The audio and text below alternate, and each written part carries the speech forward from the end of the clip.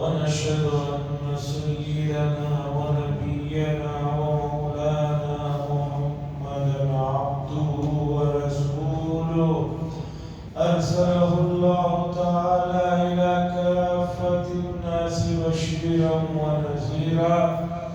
أما بعد فإن أصدق الحديث كتاب الله وخير الهدي هدي محمد صلى الله عليه وسلم وشر الأمور محدثاتها وكل محدثة بدعة وكل بدعة ضلالة وكل ضلالة في النار. قال الله تبارك وتعالى في القرآن المجيد والفرقان الحميد: يا أيها الذين آمنوا استعينوا بالصبر والصلاة إن الله مع الصابرين. وقال صلى الله عليه وسلم: لا يؤمن أحدكم حتى يكون هواه تبعا لما جئت به، أو كما قال صلى الله عليه وسلم. عزیزان گرامی، اللہ کے پیارے اور لاڈلے بندو، زمانے کو قرار نہیں ہے، زمانے کو قرار نہیں ہے، تیزی سے گزرتے رہتا ہے. ابھی لیجئے گزشتہ جمعہ اس وقت ہم لوگ اس فکر میں تھے کہ شام میں چاند نظر آئے گا کہ نہیں نظر آئے گا، عید ہفتے کو ہوگی کہ نہیں ہوگی، اس میں فکر مند تھے. ابھی جمعہ آ گئی ہے اور پتہ بھی نہیں کہ گزرے ہوئے جمعہ میں ایک ہفتے میں ہم نے کیا ایسے کام کیے ہیں جو یاد رکھنے کے قابل ہیں، اور کتنے ایسے کام ہیں جو نہیں کرنا چاہیے تھا جو ہم نے کیے. لوگ کہتے ہیں تین زمانے ہیں، ایک ماضی ہے، ایک حال ہے اور ایک مستقبل ہے، فیوچر. لیکن ماہرین بڑے لوگوں نے لکھا ہے کہ زمانے تو دو ہی ہیں، تین نہیں. زمانے تو دو ہی ہیں، ایک ماضی ہے ایک مستقبل ہے. حال کہاں ہے؟ حال تو ہاتھ میں آتا ہی نہیں. حال یہ کہ اب میں نے بات کی، چلے گیا ماضی کوئی ہے کہاں ماضی؟ حال ابھی جو میں نے بات کی ایک سیکنڈ میں پیچھے چلے گئے تو یہ تو ماضی ہو گیا. تو ماضی ہے یہ مستقبل ہے، حال تو کچھ ہے ہی نہیں. یہ بات جب پڑھی میں نے بہت دیر تک میں بھی تھکا پھکا رہا کہ کیا کہہ دیا کہ اب تک تو ہم نے تین زمانے سنے تھے، ماضی ہے، حال ہے، مستقبل ہے. ماہرین کہہ رہے ہیں تین زمانے نہیں، دو زمانے. اب اس سے بھی زیادہ اگر کوئی غور کرے گا تو اسے لگے گا کہ بھئی ماضی بھی کوئی چیز نہیں، اس لیے کہ وہ ہاتھ میں آنے والی ہے. ماضی کوئی چیز ہے کہ اسے آپ کھینچ کر پیچھے لا سکیں.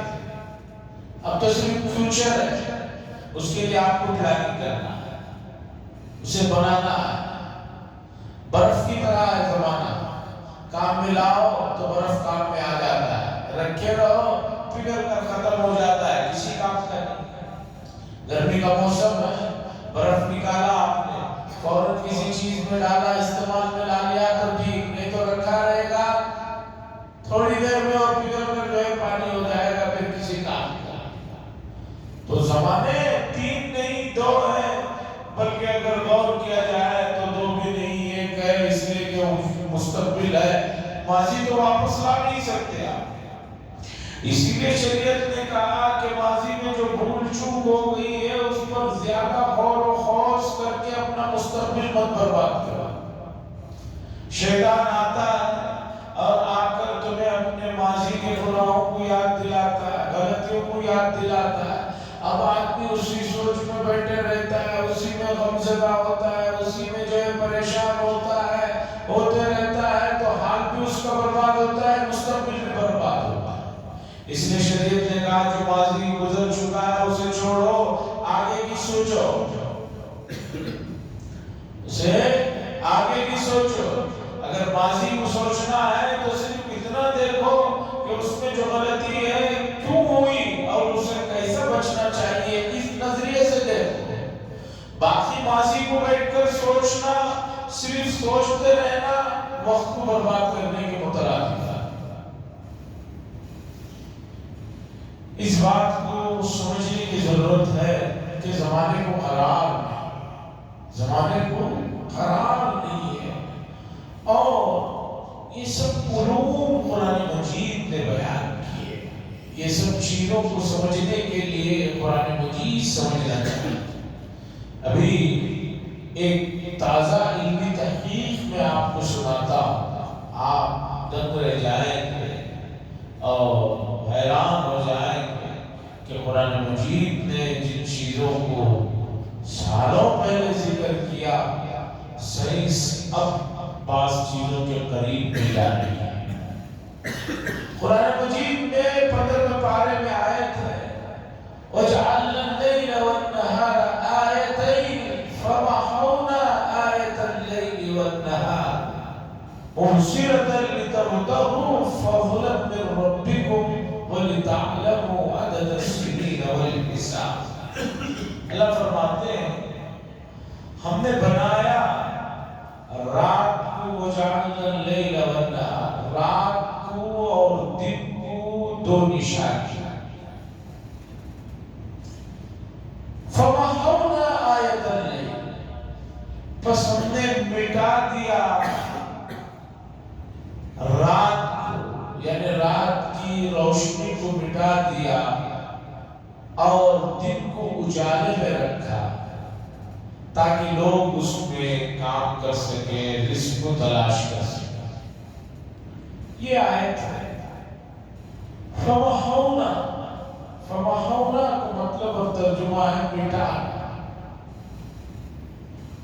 اس کی تفسیر میں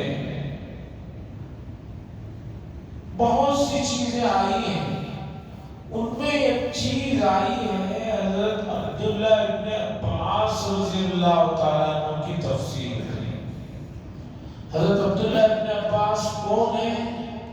رسول اللہ صلی اللہ علیہ وسلم کے چچا زاد بھائی ہیں، اور رسول اللہ صلی اللہ علیہ وسلم نے انہیں بڑی خصوصی دعائیں دی تھی قرآن کی سمجھ کے سلسلے، اور بہت بڑے مفسر مانے جاتے ہیں۔ وہ فرماتے ہیں کہ جیسے سورج روشن ہے اسی طرح چاند بھی روشن تھا۔ جس طرح سورج روشن ہے اسی طرح چاند بھی روشن تھا، لیکن چاند کی روشنی کو اللہ نے سلب کر لیا، ختم کر دیا، اس لیے کہ اگر چاند بھی سورج کی طرح روشن رہے گا، رات میں چاند نکلا ہوا ہوگا تو پھر رات میں بھی روشنی ہوگی تو آدمی سوئے گا کیسے؟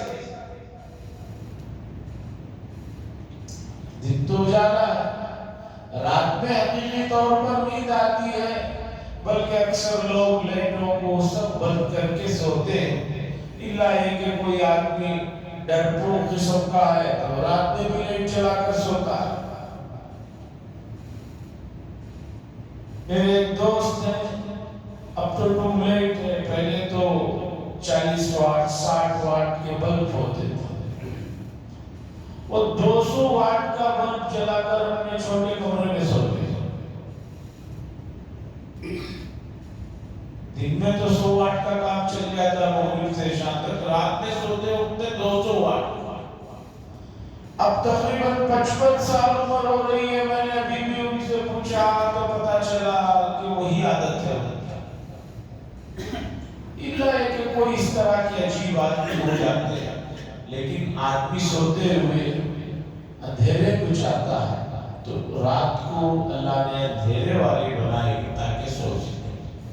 ابن عباس فرماتے ہیں، تفسیر ابن کثیر نے بات نقل کی کہ چاند بھی سورج کی طرح روشن تھا، لیکن اللہ نے اس کی روشنی کو ختم فرما دی.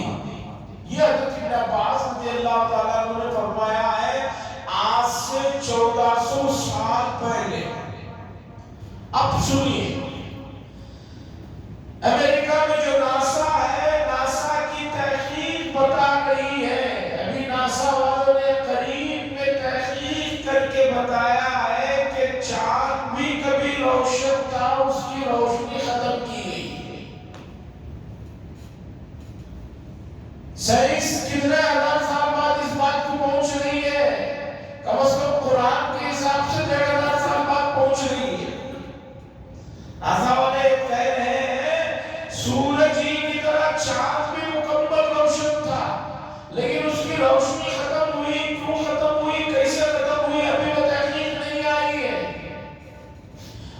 تو ماہرین لکھتے ہیں کہ دیکھو قرآن کے سامنے سائنس بالکل چھوٹے سے بچے کی طرح ہے کہ جس چیز کو قرآن کب کا بیان کر دیا ہے، سائنس وہاں ابھی پہنچی ہے، اور ابھی سائنس کے جوان ہونے پر اور اس کے معمر ہونے کے بعد پھر آپ قرآن کو اسے رکھ کر سمجھیں گے، تب پتہ چلے گا کہ قرآن اور سائنس میں کتنا توافق ہوگا.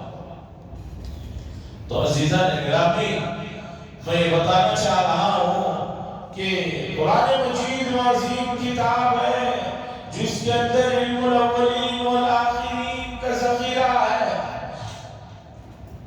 اس میں لوگوں کو عبرت حاصل کرنے کے لیے گزرے ہوئے انبیاء علیہ السلام کے واقعات بھی ہیں، اور نہ ماننے والوں کے لیے گزرے ہوئے زمانے میں بڑے بڑے جواہر اور بڑے بڑے ظالم لوگوں کے ساتھ جو عبرتناک انجام ہوا ہے اس کا بھی ذکر ہے.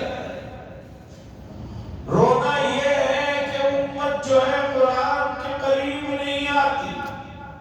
ماہ مبارک کا دور چل رہا تھا، تھوڑا بہت لوگ قرآن مجید کو پڑھ بھی رہے تھے، سن بھی رہے تھے، کسی حد تک تھوڑا سا وقت رات میں یا فجر بعد جہاں کچھ دیر قرآن کے سلسلے کی واعظ و نصیحت تھی اس کے لیے بھی وقت نکال رہے تھے. لیکن اتنا وقت جتنا جو امت نے نکالا ہے اس سے کچھ حاصل ہونے والا نہیں ہے، یا جو حاصل ہوگا وہ نہیں ہونے کے درجے کا ہے. قرآن مجید جو ہے جتنی دیر آپ نے اسے وقت دیا ہے اور آپ سمجھ رہے ہیں کہ اتنی دیر میں سب کچھ حاصل ہو جائے گا، یہ آپ کی اور میری خام خیالی اور غلط فہمی ہے. حضرت عمر بن خطاب رضی اللہ تعالیٰ عنہ کے بارے میں آتا ہے، امیر المؤمنین، عربی النسل اور بلا کے ذہین آدمی، اور بلا کے جو ہے سمجھیے کہ طاقتور اور مضبوط آدمی. طاقت اور قوت اور شجاعت کا یہ عالم ہے کہ رسول اللہ صلی اللہ علیہ وسلم نے فرمایا جس گلی سے حضرت عمر گزر جاتے ہیں ابلیس کی ہمت نہیں ہے کہ اس گلی سے گزرے. اتنا اثر و رسوخ رکھنے والے صحابی، ان کے بارے میں آتا ہے کہ انہوں نے سورہ بقرہ 12 سال میں سیکھی تھی. وہ آپ کہیں گے کہ اتنے دیر سے پڑھتے تھے، اتنی دیر سے یاد کرتے تھے. نہیں بھائی، قرآن مجید کو صرف پڑھتے ہوئے گزر نہیں جاتے تھے، اس کے معانی، مفاہیم، اس کے حقائق، اس کے اسرار کی طرف توجہ دیتے تھے. اور یہ جو سلسلہ ماہ مبارک میں تھا قرآن مجید سے لگاؤ کا، تعلق کا، پڑھنے کا، پڑھانے کا، سمجھنے کا، سمجھانے کا، یہ سلسلہ پورا سال ہونا چاہیے، پورا سال رہنا چاہیے، پوری زندگی رہنا چاہیے. اس کے بہت فوائد ہیں. سب سے بڑا فائدہ بتاتا ہوں، آج ہی اخبار میں نے پڑھا پوری دنیا میں بڑی عمر کے لوگوں کی تعداد بہت تیزی سے بڑھ رہی ہے. زیادہ عمر ہونے والوں کی تعداد بہت تیزی سے بڑھ رہی ہے، اور اس میں چائنا پہلے نمبر پر ہے، جہاں پر 60 سال سے زائد عمر کے لوگوں کی تعداد بہت زیادہ ہوتی چلی جا رہی ہے. اور آپ جانتے ہیں کہ عمر جب بڑی ہو جاتی ہے، قوہ کمزور ہو جاتے ہیں، طاقتیں دھیمی پڑنے لگتی ہیں، اور طاقتوں کے دھیمی پڑنے کے نقصانات کیا کیا ہیں وہ ہر آدمی جانتا ہے. انہی میں سے ایک طاقت ہے میموری پاور. آدمی کا جو میموری پاور ہوتا ہے، قوت حافظہ جو ہوتا ہے، وہ آخر عمر میں کمزور پڑ جاتا ہے، اور اتنا کمزور پڑ جاتا ہے کہ آدمی کو یاد ہی نہیں رہتا کیا کہا، کیا کہنا چاہیے، کیا ہوا، کچھ یاد نہیں رہتا. قرآن مجید نے بھی اس چیز کو ذکر کیا. یا ایھا الناس انا خلقناکم، سورہ حج میں اللہ فرماتے ہیں کہ عمر بڑھتے بڑھتے یہاں تک ہو جاتی ہے، پھر آدمی کیا کہتا ہے، لا یعلم من بعد علم شیئا، تھوڑی دیر کے بعد علم ہی نہیں رہتا اس کا. اور یہ چیز موجودہ زمانے میں ان کے رشتہ داروں کو، ان کے بچوں کو بہت پریشان کر دیتی ہے. اسی کا نتیجہ دیکھنے کو مل رہا ہے کہ آج ضعیفوں کا، بوڑھوں کا، کمزور لوگوں کے لیے علیحدہ سے لے جا کر رکھنے کا جو سلسلہ یورپ امریکہ میں شروع ہوا تھا، ہمارے ملک میں بھی تیزی سے بڑھ رہا ہے. لوگ، نوجوان اپنے ماں باپ کو جو بوڑھے ہو گئے، اولڈ ایج ہوم میں لے جا کر رکھنے کا سلسلہ اتنا بڑھ گیا ہے کہ اب مسلمانوں میں بھی یہ رواج بڑھتا جا رہا ہے. یہ بہت افسوس کی بات ہے، بہت خطرناک بات ہے کہ جن ماں باپ نے اپنے بچوں کے لیے اپنی زندگیاں، اپنے جذبات، اپنی جوانیاں، اپنی ہر چیز کی قربانی دی، وہ بچے جو ہے ماں باپ کو 5-10 سال دیکھنے کے لیے تیار نہیں ہے، اولڈ ایج ہوموں میں لے جا کر رکھ رہے ہیں. بنگلور شہر میں بھی یہ چیز تیزی سے بڑھ رہی ہے.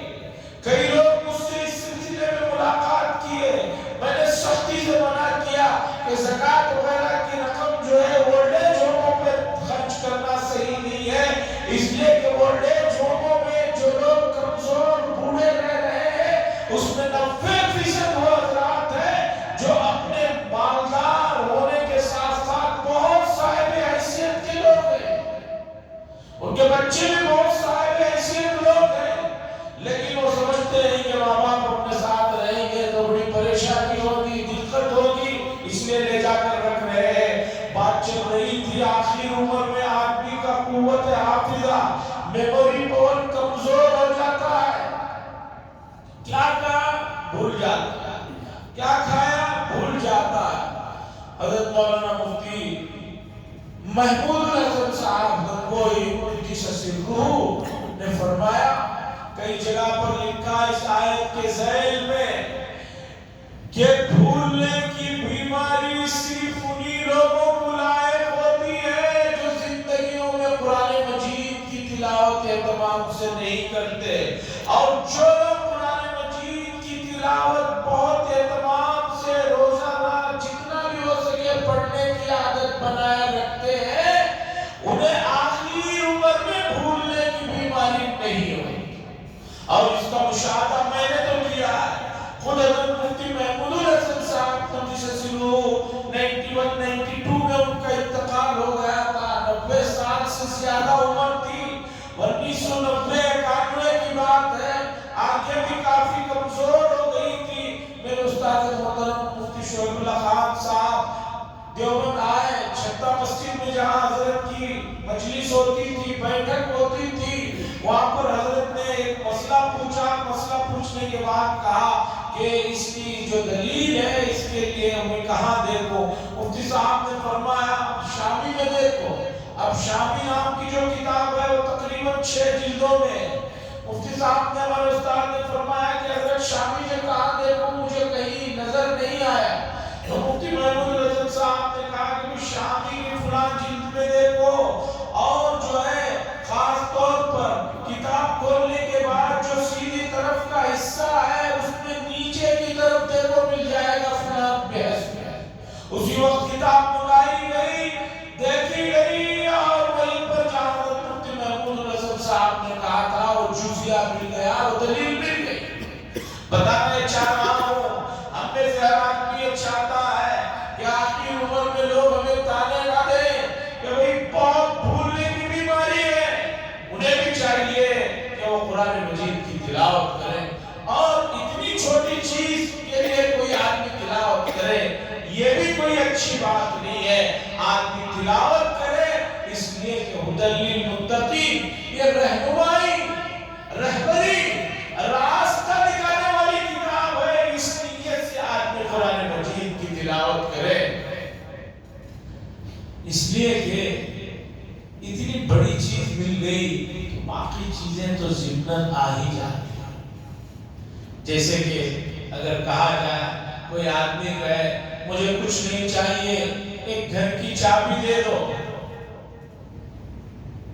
اب چابی مل گئی تو پورا گھر مل گیا، پورا گھر مل گیا تو گھر کے سامان بھی اس کے اندر آ گئے۔ دیکھنے کو تو چابی چھوٹی چیز نظر آ رہی ہے، لیکن ایک چابی کسی کو مل گئی اور کہا گیا لیجئے یہ گھر کی چابی ہے، گھر آپ کا ہے، تو اب چابی کے ساتھ ساتھ گھر کے تمام سامان بھی میسر ہو ہی جاتے ہیں۔ تو اس طرح قرآن مجید ہدی للمتقین، یہ راستہ دکھانے والی، رہبری کرنے والی، گائیڈ کرنے والی کتاب ہے، اور جو گائیڈ کی کتاب ہوتی ہے مسافر لوگ اسے ہمیشہ جیب میں رکھتے ہیں، ہر وقت اس سے فائدہ اٹھاتے ہیں۔ آج موبائل فون آ گئے ہیں، آج جو ہے میپ، گوگل وغیرہ سب آ گیا ہے۔ ایک زمانہ وہ بھی تھا، ہم میں سے بہت لوگوں نے دیکھا ہے کہ بڑے شہروں میں انگریز اور فارینرز جب گھومنے آتے تھے ان کے پاس ایک بڑا پیپر ہوتا تھا، اسے چھوٹا کر کے فولڈ کر کے جیب میں رکھتے تھے، ہر بڑے شہر کا جو ہے وہ میپ ہوتا تھا، اسے اٹھا لیتے تھے اور اس میپ میں گلیوں کے، محلوں کے، راستوں کے ایڈریس ہوتے تھے، اسے رکھ کر دیکھ کر اس کے حساب سے جو ہے پہنچتے۔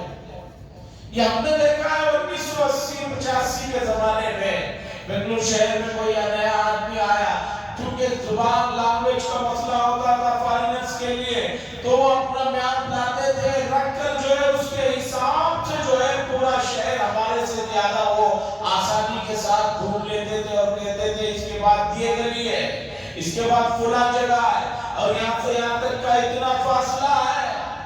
عزیزان گرامی، جیسے ایک آدمی کو باہر ملک میں جانے کے بعد میپ کی ضرورت ہے، اس کے بغیر وہ بھٹک سکتا ہے، گمراہ ہو سکتا ہے، اور صحیح طریقے پر اس شہر سے اور اس شہر کی چیزوں سے استفادہ نہیں کر سکتا۔ اسی طرح جو مومن قرآن مجید کو قریب میں لگا کر نہیں رکھتا وہ کبھی بھی گمراہ ہو سکتا ہے، راستہ بھٹک سکتا ہے، اور جو ہے ناکام ہو سکتا ہے اور وقت برباد کر سکتا ہے۔ لیکن قرآن مجید کو اگر قریب میں رکھے گا، اس کی ہدایات، اس کے احکامات جو اس میں ہیں، ان کو اگر قریب سے، سینے سے، دل و دماغ سے لگائے رکھے گا، کبھی نہیں بھٹکے۔ مجھے بتائیے امت مسلمہ کا جو روشن دور رہا ہے گزرے ہوئے زمانوں میں، چاہے وہ حضرات صحابہ کے بعد کا زمانہ ہو یا اس کے بعد کا زمانہ ہو، چاہے مدینہ ہو، کوفہ ہو، بغداد ہو، یا ادھر اندلس اور اسپین ہو، ادھر افریقہ کا علاقہ ہو، اس پورے علاقے میں جس چیز سے ان لوگوں نے سب سے زیادہ استفادہ کیا ہے وہ قرآن مجید۔ آج سب سے زیادہ دوری قرآن مجید سے بنی ہوئی ہے۔ مساجد میں اور گھروں میں قرآن رکھے رکھے بوسیلہ ہو رہے ہیں، عزیزان گرامی، ابھی میں نے بتایا وَجَعَلْنَا اللَّيْلَ وَالنَّهَارَ آیَتَيْنِ فَمَحَوْنَا، اس آیت کے ذیل میں ابن عباس رضی اللہ تعالیٰ عنہ کی بات بتائی اور یہ بتایا کہ اس نتیجے پر ناسا قریب میں پہنچا ہے. ناسا کی ریسرچ قریب میں وہاں پہنچی ہے جس چیز کو ابن عباس رضی اللہ تعالیٰ عنہ نے 1400 سال پہلے اس آیت کے ذیل میں نقل کیا ہے. عزیزان گرامی، ماہ مبارک گزر گیا اور اس کے بعد تقریباً ایک ہفتہ بھی گزرنے کو آ رہا ہے. جو تھکان تھی، بہت سارے لوگ یہ کہہ رہے تھے کہ تھکان ہے، کل سے شروع کریں گے، پرسوں سے شروع کریں گے. اب وہ تھکان کے لیے بھی ایک ہفتہ کافی تھی، وہ تھکان بھی دور ہو گئی ہے. اب بیدار ہونے کی ضرورت ہے، اب مستحفظ ہونے کی ضرورت ہے، فعال ہونے کی ضرورت ہے. اس لیے کہ اس دنیا کی اس مختصر زندگی کے بعد بہت لمبا سونے کے لیے وقت دیا جائے گا. عالم برزخ میں بہت آرام کے لیے موقع دیا جائے گا. وہاں سو سکتے ہیں، آرام کر سکتے ہیں. اس لیے ماہ مبارک میں ہم لوگوں نے اللہ سے جو وعدے کیے ہیں اور تراویح میں اور تہجد میں جو رو کر وعدے کیے ہیں اور جو عزائم رکھے ہیں کہ اللہ بعد رمضان بھی تیرے بندے بن کر جینا چاہتے ہیں، اس کے لیے ہماری مدد فرما. جو یہ دعائیں مانگی ہیں ان دعاؤں میں اب جان بھرنے کا ٹائم آ گیا ہے اور اب تو بیدار ہونا بہت ضروری ہو گیا ہے. ملک جس سمت میں جا رہا ہے، اگر میں اور آپ بیدار نہیں ہوں گے تو آنے والی نسلوں کے لیے بہت سنگین نتائج ہوں گے اور ان نتائج کے ذمہ دار ہم ہوں گے. اس لیے کہ ہم نے ان کے لیے ایسا ماحول ہی نہیں چھوڑا کہ جس میں وہ اپنے دین کی، اپنے ایمان کی، اپنے کلچر کی، اپنی ثقافت کی حفاظت کر سکے.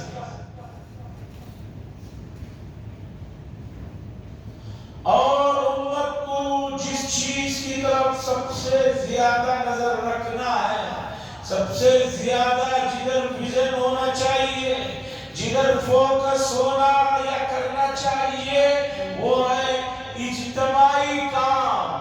اجتماعی قوت کو کیسے حاصل کیا جائے.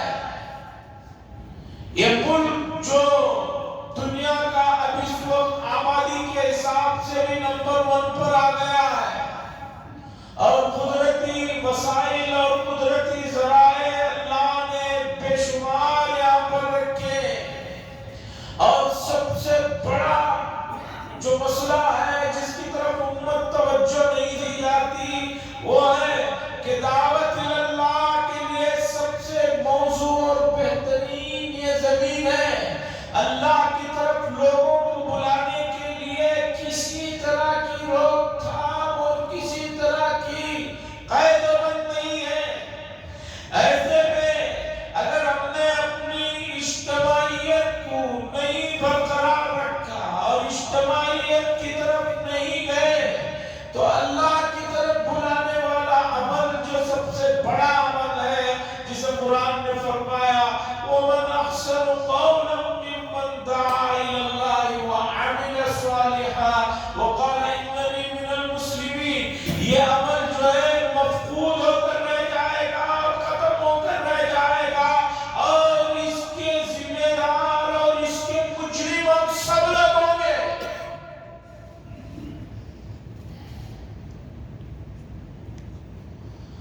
عزیزان گرامی، ہمارے لیے صحابہ اکرام سب سے بہترین مثال ہے اور اتنے بہترین مثال ہے کہ وہ صرف کتابوں میں لکھے ہوئے واقعات نہیں ہیں جو بچوں کو رات میں سوتے وقت کہانیوں کے طور پر گزرے ہوئے زمانے میں لوگ سنا کر بچوں کو سلاتے تھے. وہ ایسی کہانیاں نہیں ہیں. وہ عملی زندگی میں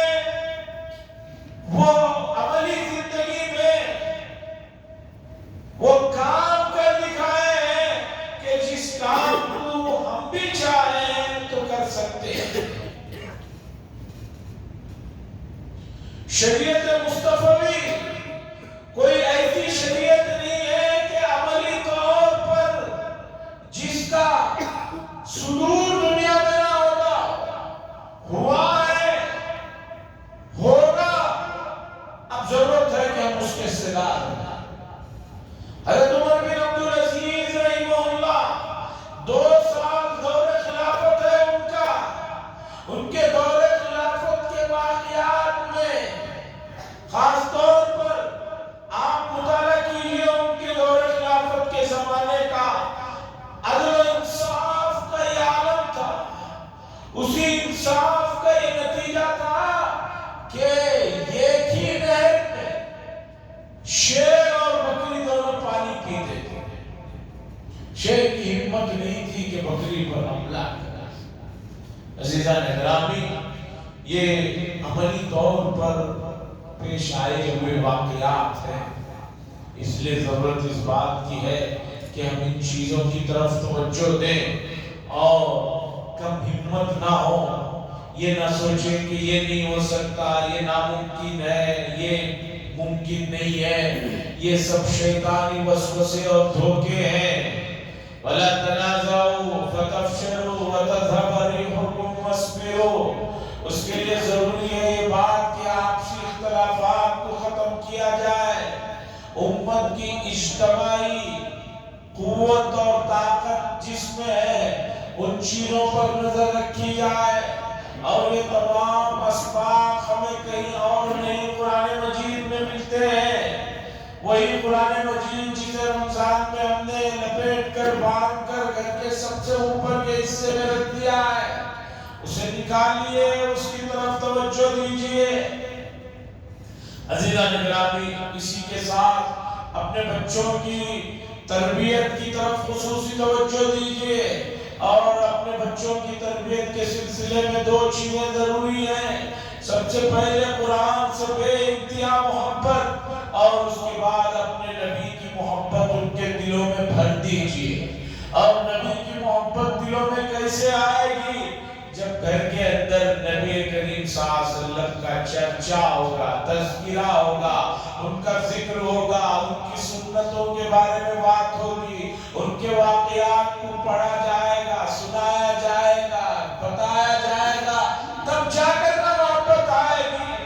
اب کہیں کہ محبت آ نہیں رہی ہے، محبت آنے کے لیے اسباب کو بھی تو اختیار کیجئے۔ گھروں میں رسول اللہ صلی اللہ علیہ وسلم کا تذکرہ ہو، بار بار ہو، اٹھتے بیٹھتے ہو، اس لیے کہ جس دل میں نبی کی محبت آ جاتی ہے، پھر اس کے لیے دنیا میں دوسرے کوئی بھی طرح کے جو مسائل اور فتنے ہیں اس میں وہ گھبرائے گا نہیں، اس کے قدم نہیں ڈگمگائیں گے، وہ پیچھے نہیں ہٹے گا۔ آپ چاہتے ہیں کہ آپ کے بچے بہت بہادر ہوں، بہت جو ہے جوانمرد ہوں، اور بہت زیادہ جو ہے آگے بڑھنے والے ہوں، تو ان تمام چیزوں کے لیے ہمت کی ضرورت ہے، ان تمام چیزوں کے لیے دل میں طاقت کی ضرورت ہے، اور اس کے لیے نبی کی محبت بہت ضروری ہے۔ اس لیے کہ صحابہ میں جو طاقت تھی، جو ہمت تھی، اور ان میں جو حوصلہ تھا، وہ کس چیز کی وجہ سے تھا؟ وہ صرف اور صرف رسول اللہ صلی اللہ علیہ وسلم کی بے انتہا محبت میں رہے، وہ دولتیں حاصل ہوتی۔ امت اس چیز کی طرف توجہ دے، اور میں سمجھتا ہوں یہ چیز حاصل ہوگی۔ آمن استعینوا بالصبر والصلاۃ، کہ آدمی صبر اور نماز کی طرف توجہ دے۔ مساجد جو ہے گمشدہ نمازیوں کے لیے آواز دے رہے ہیں کہ بھئی ہمارے جو مصلیان اکرام تھے وہ کہاں غائب ہو گئے ہیں؟ رمضان پہ بھی آپ اللہ کے بندے تھے، اب بھی اللہ کے بندے ہیں، اور آنے والے کل میں بھی اللہ کے بندے رہیں گے۔ نمازوں کی پابندی کی طرف بھی میں خصوصی توجہ دیتا ہوں، دلاتا ہوں، اور میں کیا دوں اور دلاؤں؟ قرآن و حدیث نے جو ہے اس چیز کی اتنی زیادہ رغبت دلائی ہے، اتنے زیادہ فضائل ذکر کیے ہیں۔ نہ پڑھنے والوں پر اتنی زیادہ شدت سے اللہ کی ناراضگی کا اظہار کیا گیا ہے، اب کسی مومن کے اندر اتنی ہمت نہیں ہے کہ وہ اتنا سننے کے بعد بھی اس چیز سے دور رہے۔ اللہ سے دعا فرمائے اللہ تبارک و تعالیٰ اس کے قرب پیدا کرنے والے اعمال کو اپنانے کی توفیق نصیب فرمائے۔ آخر دعوانا الحمدللہ۔